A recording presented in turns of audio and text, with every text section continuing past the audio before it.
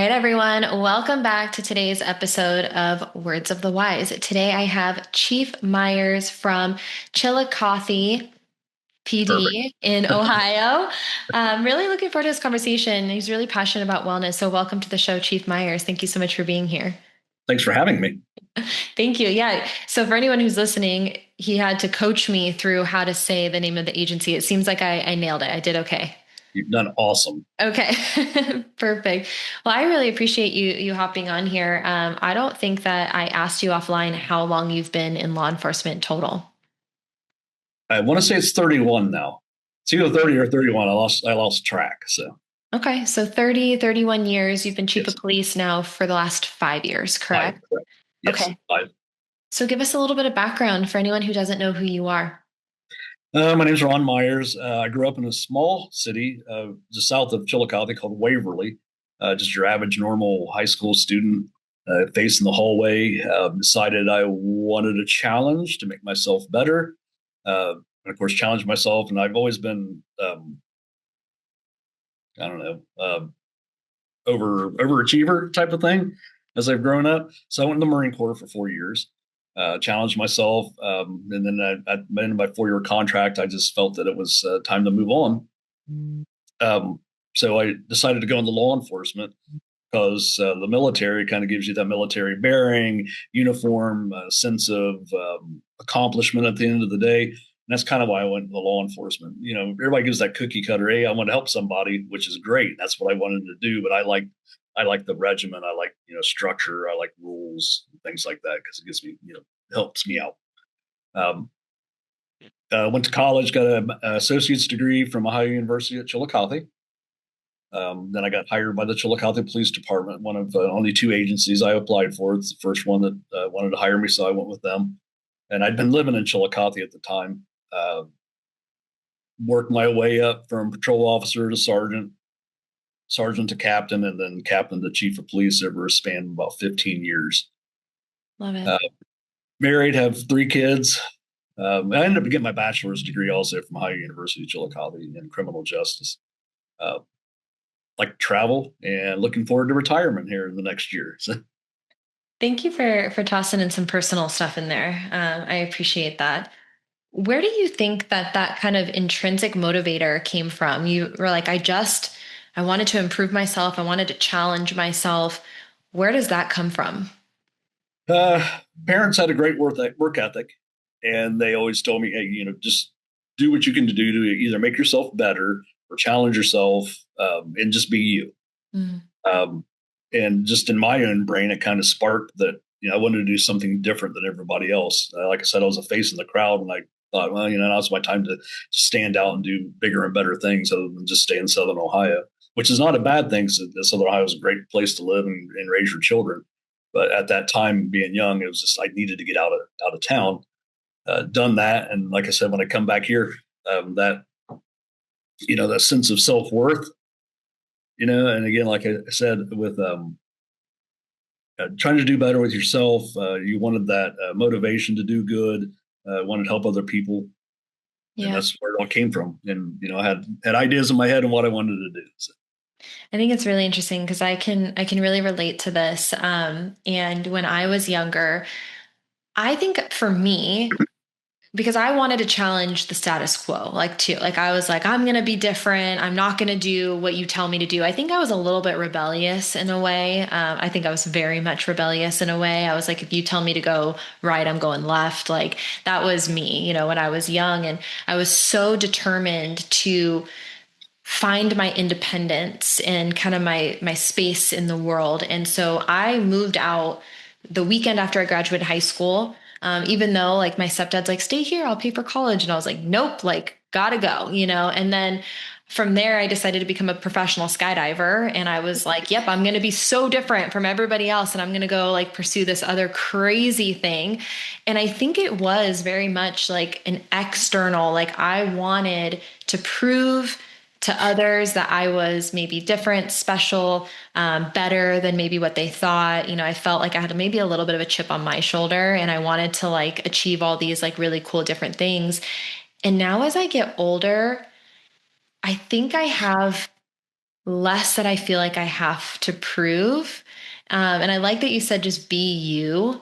I think that I've started to lean into that a little bit, that like it's okay to like be me, and maybe me is a little bit normal, and that's okay Right. too, and maybe I don't have to prove myself to everyone around me in the way that I used to think I did. So I really appreciate you saying, like, when I was a kid, like, this was my drive. And like, wanted to achieve all these things. And obviously you did.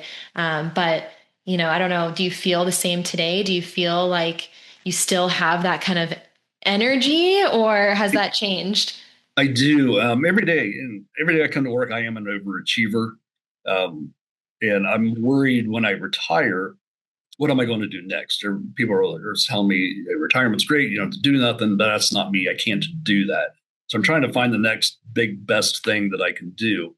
And I often thought about just being an employee somewhere, but I can't do that. I need to be in a leadership role. I need to help make decisions and and mentor people is one of my biggest things. So it's finding that right niche in the next step. So I don't think I'm going to slow down anytime soon.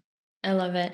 Well, I appreciate that you say, like, hey, like, I know me, and I'm looking forward to retirement, and I'm going to pre-plan and set myself up for success. I've talked to a lot of people who do get to retirement and still don't really have a plan, and they're a little scared. I think that they're like, I don't know, like, I have no idea what I'm going to do. So I appreciate that you're like, hey, like, I am pre-planning for this because I know me and I know I can't sit still. And I know that, I have to follow my passions, and I can't just be an employee. Right. You told me that before you were chief of police, the previous chief was really into wellness. What did you learn from the previous chief that you've been able to build upon now within your organization? So, as we all know, law enforcement and military, even fire departments and other agencies like that, historically have been resistant against mental health. We deal with people with mental health, but in these jobs, these careers, sometimes you're often told, suck it up, you're okay, trauma doesn't exist, and things like that. We've had prior leaders that were, hey, they always make sure that you're okay. Um, and we appreciated that. The last chief, he was really, and which it pleased me very well because I had always been part of, I always done mental health, even as a patrol officer, sergeant, and as captain, make sure people need to talk to somebody or whatever. But he started creating actual policies that built on older policies on mental health. Mm. And starting to make things mandatory. You're going to go talk to somebody if you had a critical incident to go debrief. You're going to go talk to the doctor, you're going to go talk to a social worker, or even talk to other people. So for me, it reinforced that, hey, we're finally coming out of the shell in law enforcement where we can say mental health is okay.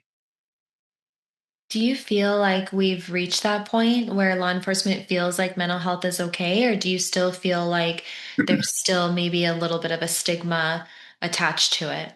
there is a there is still a large stigma attached to it. I Mm. think my agency is really done really well with it. I have my own mental health issues. We all have our, you get depressed, you have anxiety, you get stressed out, and I talk freely about it. But I'm also the first one, and I've always been the first one. Hey, if you need to talk to somebody, you need to see somebody. It's kind of interesting watching some of these officers that you think are the tough officers, or they're quiet or whatever. And they'll open up. And they'll talk about it. Mm. And they're happy when you say, "Hey, you need to go talk to a social worker, or you need to go talk to somebody, or here's a peer support group." And they're like, "Okay."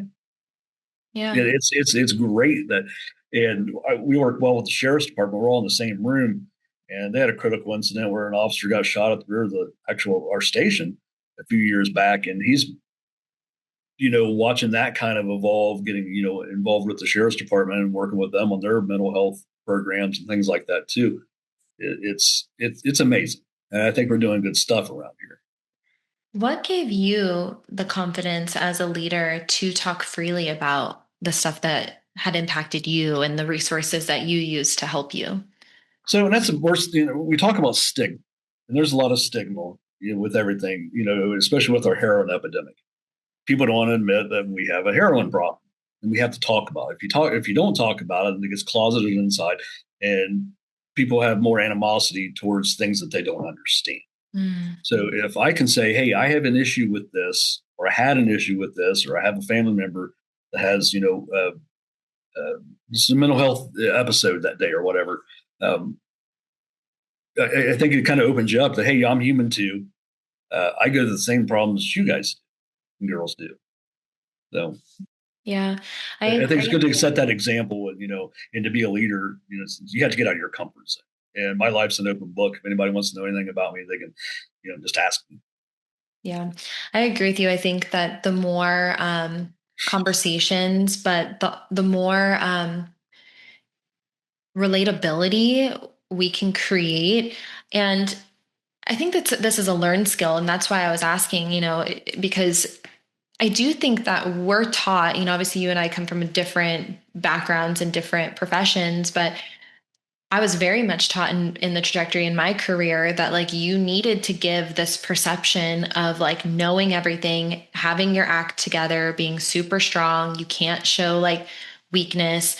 There's definitely some dynamics to being a woman and like not wanting to share too much because you don't want to seem like you're like the crying girl or Right. and so there was a lot of these conversations of like yeah like you have to operate in this way and like as you start to lead a team like it looks like this and this is how you are a leader and um what I did is I was looking around me at a lot of people who were doing that. They were giving these perceptions that like everything was okay and, they were really strong and almost closed off. And I was like, I can't relate to that person. And I would have conversations with these other leaders and not in law enforcement in my profession. And I was like, I feel like I can't connect with them. And I really wanted to like understand, like, are you guys going through similar things that I am? Like, do we have the same struggles? And it was almost like they made it seem like everything was perfect. And then it made me feel worse. Like, I was like, wow, like, am I the only one that's going through certain things? And it was so unrelatable. And it was also very isolating for me. And so I agree. I think that the more we can open up and share about these things, the more other people understand that they're not alone, that it's okay because we also go through these things. And I think the more likely they are to then go and reach for things that are going to help. But if we start giving this like idea that like we're not impacted by it, I think it's going to isolate everyone else even more. Right. And there's a certain time and place, especially in law enforcement, where you can't allow, you see a traumatic event, you just can't break down right there. Right. There's things that could be occurring. We recently we had an officer involved, shooting officer got shot, and everybody operated the way that they were supposed to. Went after the bad guy, got the bad guy arrested who got shot himself, and our officers applied life saving steps to make sure that he survived, and everybody kept their composure, even the officer that got shot. Now afterward, when everybody kind of decompressed, it was like, oh, and that's where it kind of hit everybody. And so, in this career path and fire department, sometimes you just can't stop and express emotions immediately. You got to do your job, maintain your composure, and then you debrief later. For sure. Yeah, I think the goal is though, like, how can the later, like how can there be a later where you're processing it or, able to get Mhm. through it rather than what I think a lot of us were taught to do, which is like shove it down, and just not deal with it. And so, yes, there's a time and place and there's a job that you guys have to do, but are you handling it after the fact, instead of just Right. tossing it in the closet and throwing away the key. You we talked a little bit about this and I want your opinion, but do you think that being chief of police is the most stressful position that you've held so far? And that's kind of a yes and no question. Mm. And I can't remember if we touched on it or not. Yes, from the standpoint, and I like stress. I feed off of stress. But this is more stressful, and especially when we talk about hiring and recruiting officers, that stresses me out because we can't find. Nationwide, it's a problem, That just absolutely stresses me out. I lose sleep at night because knowing that we can't, or this is such an awkward position when your boss, the mayor, says, "Hey, hire officers." There's nobody to hire. Mm, We want to make sure we have the correct candidate for that. So, and you can't find people to hire. It's just it absolutely bothers you. But sometimes just actual stress of the day to day mundane. You approve policies, making decisions, and I don't mind doing all that stuff. I like it, but it gets stressful, yeah. and it's a different stress. And the other stress, like when I was a patrol sergeant, I loved that stress. It was like actually out in the field and you're directing, 5 or 6 officers and you're handling, you know, situations and I'll say bad things, but good things. But that's the stress I like being in the field. And that was a totally different stress. Yeah. So I like the adrenaline, you, the adrenaline rush. This is you thrive in the chaos. yes. Okay. I did want to talk a little bit about recruitment and retention because you're not alone. A lot of chiefs that I talk to across the country are really struggling, and a lot of agencies are fighting over the same pool of candidates. Some organizations feel like they maybe have to lower some of the standards, and I Mm-hmm. know that there are certain states that have lowered like some like old maybe standards that still like still gets good people, but doesn't limit people in the way that maybe it used to, and everybody is talking about this, and so um, it sounds to me like you guys are not looking to lower standards, but you are struggling to find people who are qualified and who are wanting to do the job. And something you said earlier, I wanted to kind of bring up because I thought this was interesting. You said that you applied to 2 agencies, and the first one that offered you the job is the one that you took. Do you think that there's an importance of like speed when it comes to putting out offers in hiring? Yeah, and it's interesting you say that because we're dealing with the officers, the patrol officers, and other entities that work here, and some of them are like, can you hurry up? We're losing good candidates because of the speed that it takes. Mm, We're a civil service. There's a test that you have to take. There's certain procedures that we're required by law to do. Unlike sheriff's departments and other municipalities that don't fall into civil service, that increases our timeline. But mhm. we do a thorough background check. We go to people's homes, go to their employers. Uh, there's a psychological exam, lie detector test, physical fitness test, because we still want the best candidate. I think lowering standards reduces that, and we're not going to get the best candidate. We're going to have substandard police officers, which makes it less safe, less professional. Yeah. And if you get the grab bag of people that don't want to, protect somebody's constitutional rights, is a big deal. And if you don't have that right candidate, the person that's not courageous, that has integrity, then we're selling ourselves short. So Yeah. yes, time period does take a while. And for us, even if we get somebody that's from another agency to actually train them is months. Our Mhm. training program is months. Yeah. That's fresh, and even out of the academy. What do you think is the solution? How do we get more people in the door? Well, we have a good community in Chillicothe. The community in general supports us, and again, there's the stigma of law enforcement bad, and I, and that's why every day I go out and educate the public on what we actually do. Some people don't know what we do; they just think you go out and arrest bad guys, and violate people's rights or something like that. That's not what we do. These guys go out and perform just an incredible job. My officers deal with mental health, these addiction problems and everything. And they go out and they succeed with, you know, how can we help the community be better? Yeah. I think we set ourselves up for success because these officers, like I said, go out and do great things. Are helping the community. So for us, that's one of my recruitment tools. Is like, come here. We're not a larger city where you see on TV where people complain about law enforcement. I think that stigma still hits with a lot of people. They don't want to be a cop because of whatever. But you come to work, you do your job correctly, and you change that stigma in the eyes of the public. Yeah. So you're using education and highlighting the good work that your team does within the community to then build more trust within the community so that they then want to then come and be a part of what you guys do. Correct. And you've also used some wellness stuff as a part of, kind of your hiring and recruitment. And I know that you said that there was something that you did that was maybe like one of the very first successes that you had as a chief in the wellness space. Can you talk a little bit about that? So it was my first year. I had the opportunity to get a social worker in our agency. It was put in for a grant, got the grant, and it was basically, like I said before, we're in the middle of a heroin epidemic, so there's Mm. a lot of overdoses and things like that, a lot of trauma in the community. So part of my social worker's job, her name's Joanna Denny. She's a superstar. She's a rock star.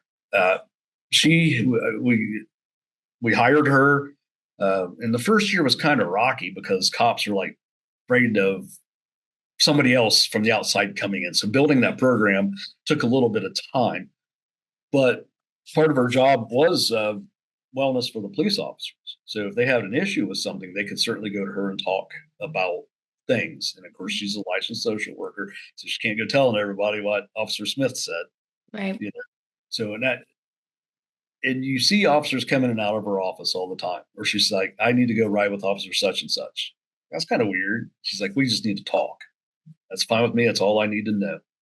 So that's helped us out a lot by having her. And it's kind of funny. She can't crack my head, but I see her working the officers in the back, getting, how she's kind of not manipulates them, but is able to engage with them in a positive manner.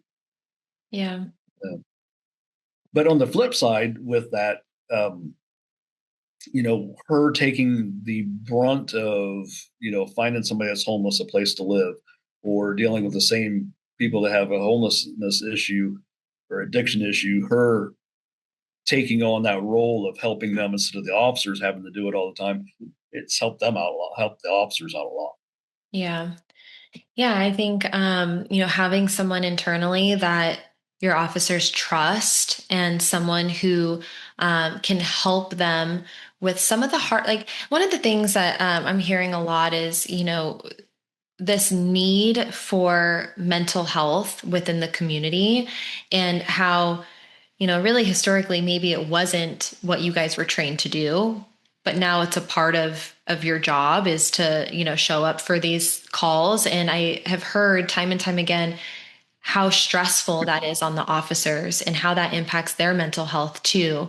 And so having someone not only that they trust, with the things that they're going through, but also someone who can help alleviate some of the stress on the job because it's really wasn't historically meant to be your job in the first place, but now, it is. I think that that's a huge benefit. The officers have asked me, they're like, why do we have to deal with the mental health issues? Why do people call the police Mm, when they see? So it's like, mental health issue is it's a mental thing. It's not a crime to be yeah. mentally unhealthy. But why do people call the police on these folks? Why? Because people turn to the police in the darkest times of their lives, or when they can't find a solution, they call the police. And we usually try to figure things out or get people help. Yeah. And that's why, the officers should be proud that somebody's calling them and saying, "Hey, I need help and I'm coming to you." I think it's awesome that Yeah. people are turning to us, and we usually find the answer. Might not be the best one in the world, but it helps.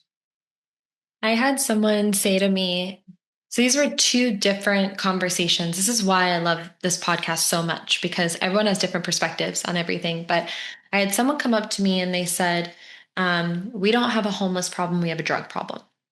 I was like, okay. And then I told another chief this. I was like, yeah, I was told that we don't have a homeless problem, we have a drug problem. What do you think? And they're like, we don't have a drug problem, we have a mental health problem. And they're using the drugs to escape or to soothe the mental health. And I was like, oh, interesting. And I think when you can start to like dive down into it and start to understand like the why behind things, and I think that we can look at ourselves too, and we can use really simple examples of this. Sometimes the behaviors that we see aren't what are going on underneath. There's a deeper root cause for what's happening, right? And so Right. maybe a very simple example is you see someone who starts lashing out a little bit more. There's something probably going on beneath the surface that needs to be addressed as to why that's happening. Or maybe you start to see someone drinking a little bit more than normal or drinking to go to sleep or whatever it is.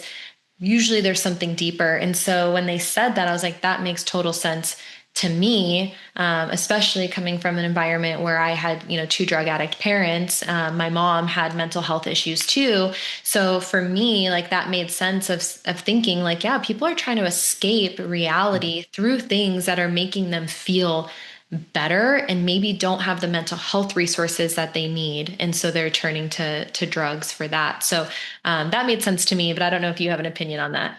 Well, you do, and it's very valid.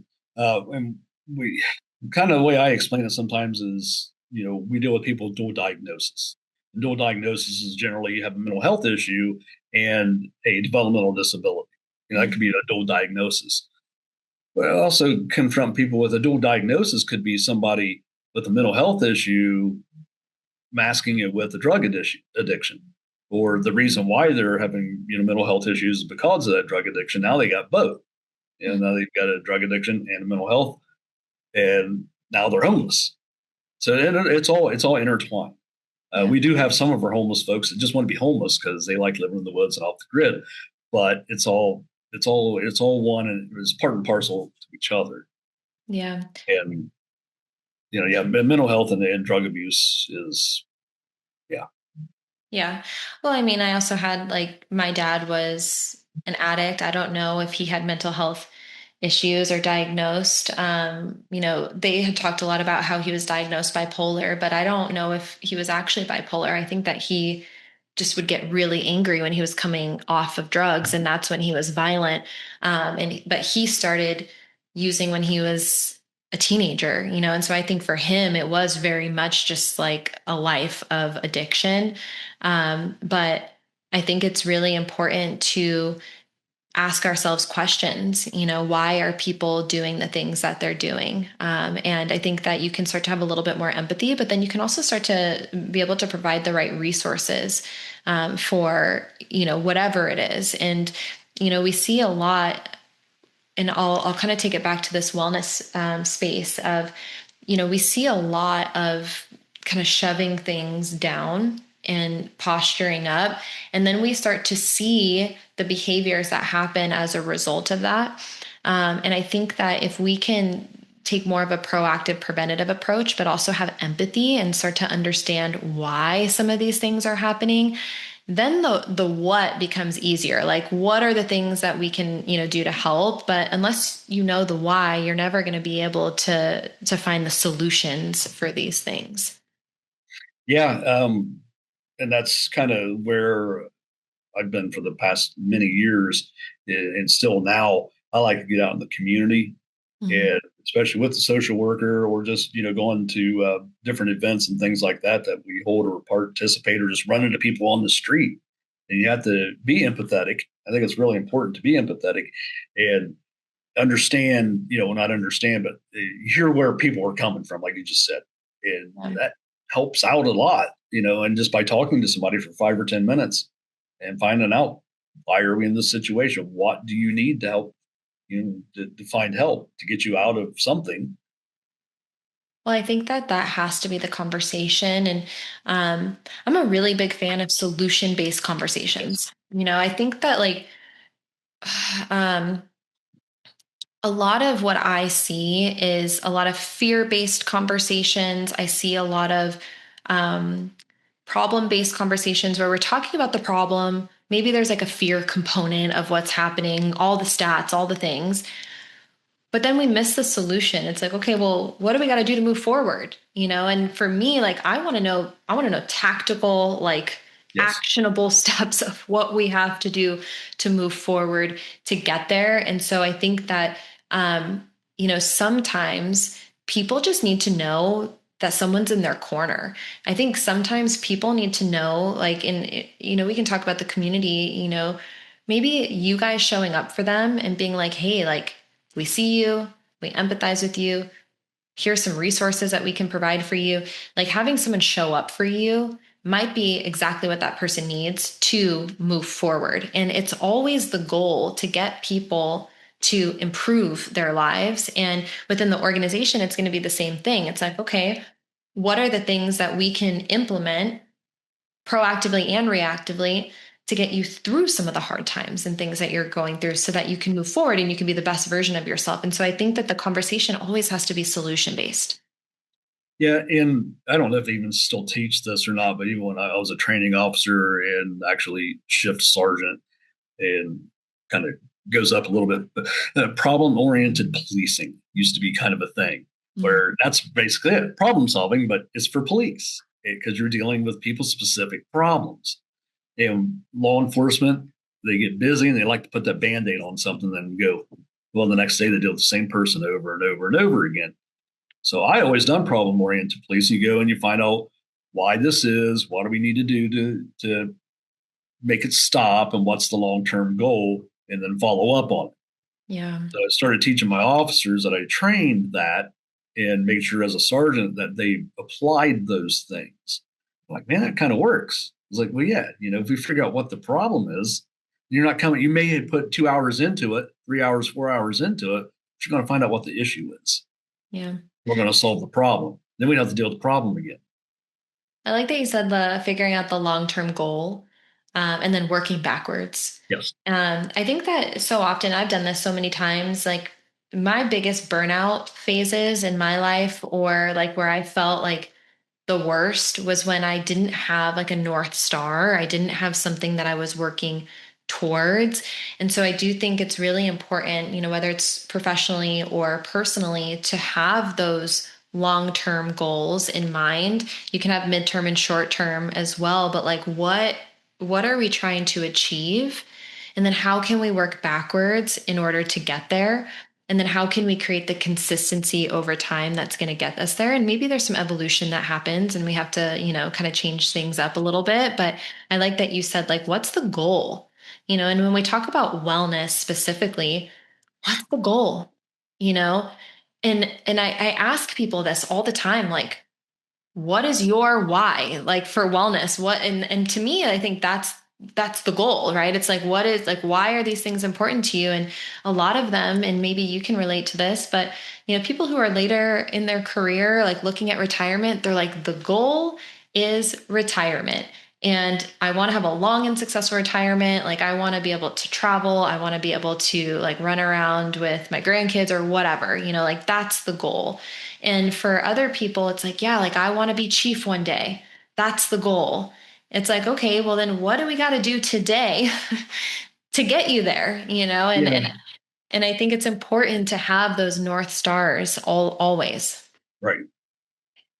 That's part of my coaching that I do now. So we just had a chief's assessment, so I know who my replacement's going to be, and I Okay. coached both of the captains that were in that spot who was going to take the test, and gave them expectations in here. But I always do it with the sergeants. So we're going to do a captain's exam and a sergeant's exam, and I'll go and talk to these same folks again. And what do you want to be when you grow up? Type of thing. If you want to be a sergeant, you need to start like acting like a sergeant now and learning the job, but you still need to do your own job. Same way with captain. What are your expectations? What are the expectations they're going to have of the captain when they get promoted? They're going to have to start applying all of those things. So if they want to be that, then they need to set their own goals and help them set their goals and give them expectations of what they should be doing. I think that helps out a little bit. Yeah. I And had, I actually had someone call me out recently, and it was offline, on the podcast, and they yeah, asked me that. They're like, so what's your goal? And I was like, oh my uh, gosh, like I haven't I haven't set my like long term. I've had a lot of midterm and short terms that I've been like right. grinding out, and I listened to this guy. He's like a motivational speaker. I can't remember his name, but his story is really fascinating. So um he worked in the music industry, doing really, really well. And then he quit. and he was really overweight, and he was like, I'm going to be a Nike athlete and I'm going to do all this stuff. And like, and he ended up doing all these things. But his whole premise is that you have to be like almost delusional with like your goals, like swing big, like what is a goal that you can set that everyone else thinks is a little crazy, because if you set goals that are like totally achievable all the time, you're never going to challenge yourself to like, swing for the fences. And I really liked that. And so and this happened last week after that conversation where the chief was like, okay, what's like your big long term? I'm like, I'm gonna sit with it, and I'm gonna set something really big and maybe a little delusional, and figure out what I need to do to start working towards that. And I think that we can always kind of have those moments of self like reassessment, because Right. when you do reach kind of pinnacles of your career, I think sometimes you're like, okay, like I made it, but like what's next, Well, sure. And that's like kind of where I'm at right now is like, oh, I just suddenly woke up the other day and now I'm at my long-term goal. It's just like, it slapped me in the face. It's like, Yep. here I am. And I'm like, oh, now what do I do? Yeah. So now I need to reset and, Yeah. what's my next long-term goal? And I guess we'll figure it out. Yeah. Yeah. I'm right there with you. I'll figure it Yeah. out. We're both figuring it out together. Yeah. So my final question for you is, for the younger generation, what words of wisdom would you share with them? Oh, and I think this kind of goes back to when I said be yourself, be genuine.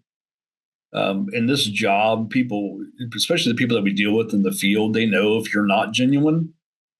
People pick up on that. You may think someone's having a mental health crisis or they're drug induced. They know if you're genuine or not. That's the best thing. You do yourself the best service is just being yourself. But take care of yourself mentally and physically. It's a rough job, very sedentary. And just I don't know, savor every moment that you have because life goes quick and this job goes really quick. Don't fall into the same rut everyone else does, and if you get into that rut, it's hard to get out. So just stay focused. I love it. Thank you. Chief Meyers, thank you for coming on here and talking to me today about wellness and leadership. I really appreciate it. Well, thank you for having me. Of course.